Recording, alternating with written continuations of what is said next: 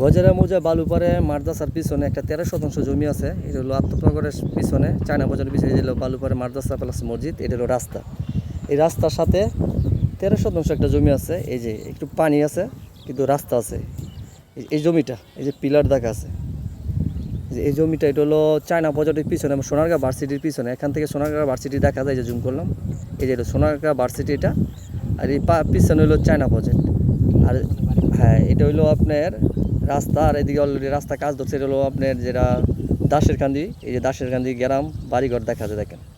এই দাসের কান্দি যে মসজিদ বা মসজিদ দেখা যাচ্ছে।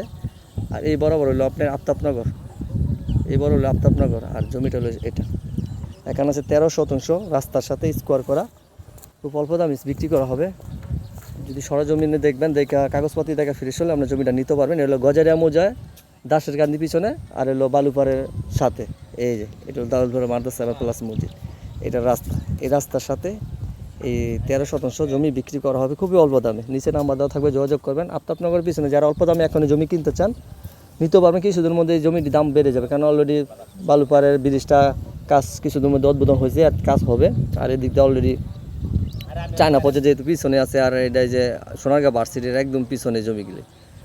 তো সবাই ভালো থাকবেন। আসসালামু আলাইকুম।